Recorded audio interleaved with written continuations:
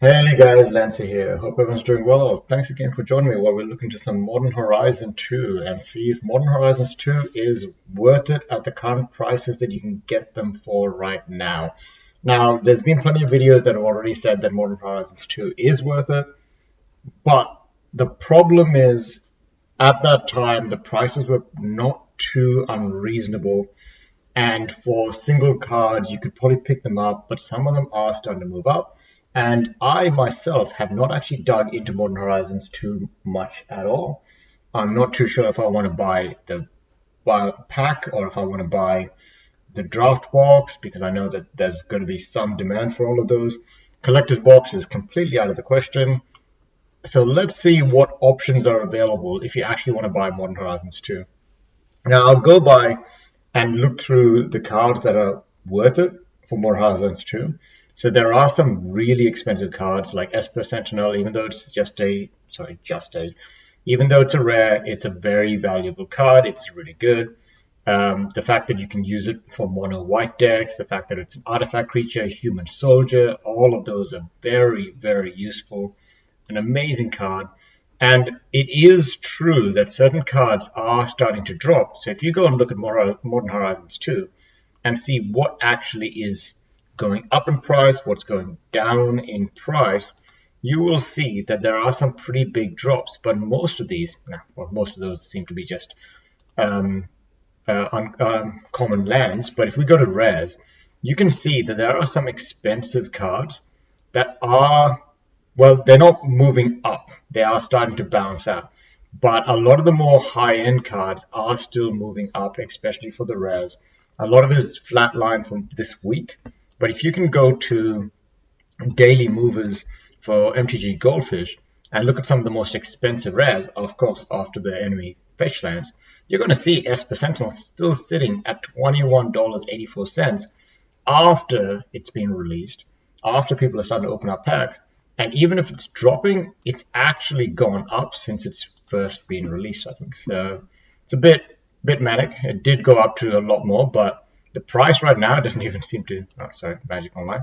So it's flattening out. It did go up a bit to $33.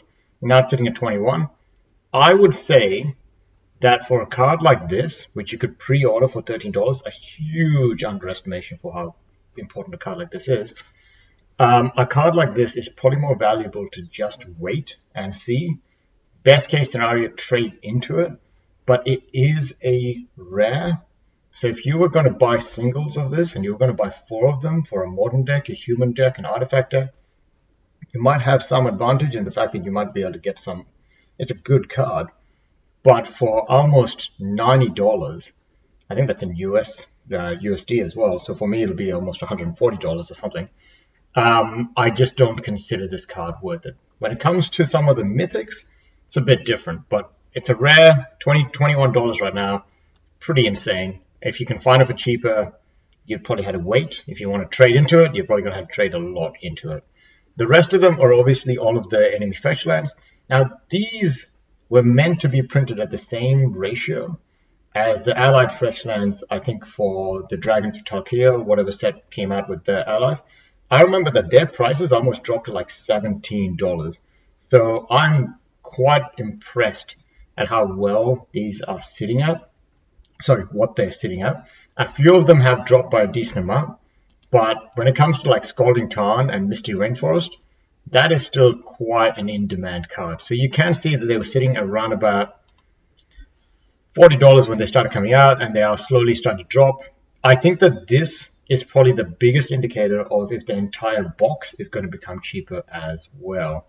Now, I can find, so you can find Modern Horizons 2 set booster box. I think this is Game Traders. Now, this is Australia, so 329. You want to pretty much get rid of 30% of that. So if you got rid of 30%, what is that, $270 or something? It feels like a lot.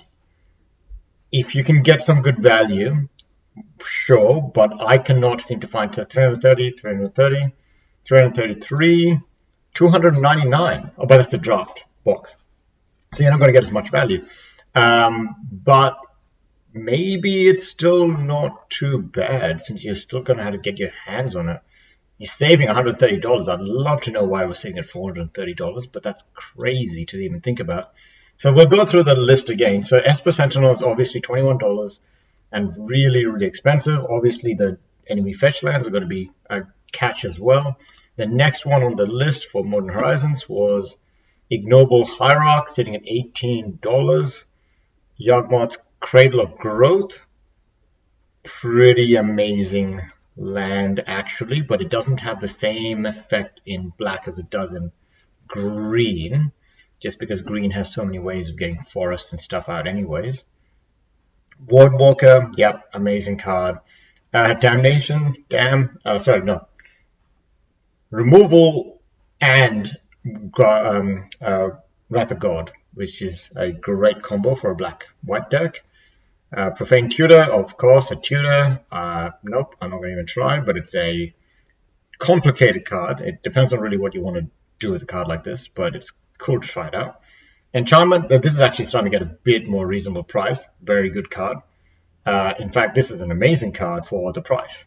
So let's just go back and check the rarity for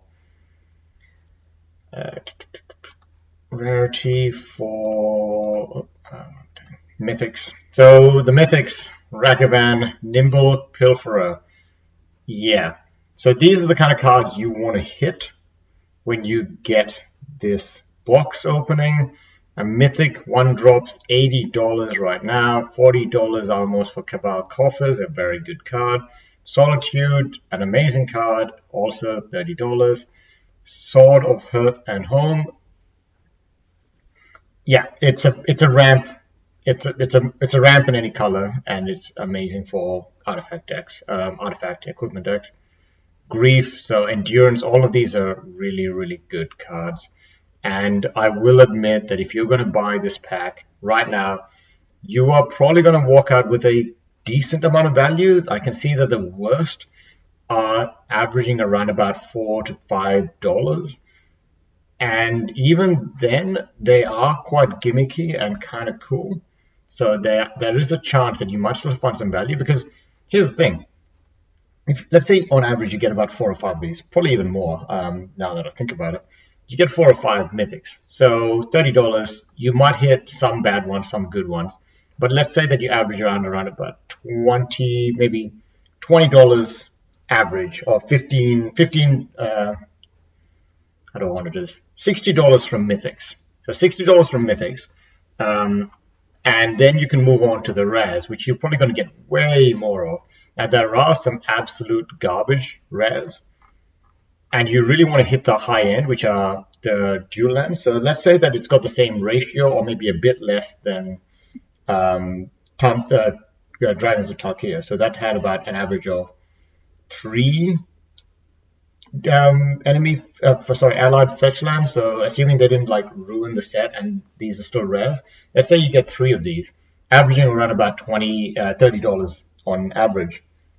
So that's 3 of these, so the $90 plus $60 from the mythics, so you get $150. So I'm trying to aim to around about $270. I will say you're still going to have to get lucky. I'm going to have to see the professor's box openings for this and see exactly what are the ratios of some of these hits, because I still feel like you're going to have to get lucky. You're going to pick up a lot of like the medium price cards as well. So even if you can average around about let's say $4 per rare that's not a fetch land, then you're probably going to get about 20 of them. So that's about $80. So $80 plus $60 plus $90. So $170 plus 60, so $230. And then you're probably going to just have to try to break even with all of the other random stuff that you get. And sadly, you're going to have trouble getting to the actual value of the set. I think the biggest problem that you're going to have is the fact that so many of the best cards are the heavy hitting cards. The ratio really does drop. Like you jump down from like $16 to half that for $8, and then you go down to like $2 pretty fast in this. And that is a lot of random crap when it comes to the rares. I will do one last check on the uncommons to see if there's anything that's going to break the bank. Yeah, there are some good stuff. There are also plenty of garbage. But there are a couple of heavy hitters for Dragon Rage Channeler, Prismatic Ending, Tireless, Provisioner. That's a really good one, actually. That's amazing. Yeah, so there are some good value, but I think in my mind, after I've seen maybe some more opening videos, I think the value is probably still going to be in singletons. It just feels like there's going to be, if there's a shortage of packs, then maybe it's a good idea to buy the box and sit on it to then sell it at a good price. But I already feel like this is overblown, and these cuts are actually, a decent amount. And if you guys can find any good deals, let me know. Or if you think it's worth it, let me know. Because in my mind, I've always been the kind of guy to buy singles, and because you never need like more than one of them, and I don't normally do trades. But if you are happy doing trades and so on, you might actually still find value in this.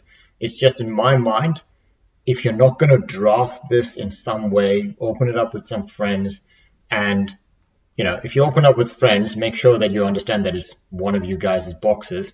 The last thing you want to do is fight over a $78, $80 card when the other guy's got like a $5 card in his 10 or 16 packs.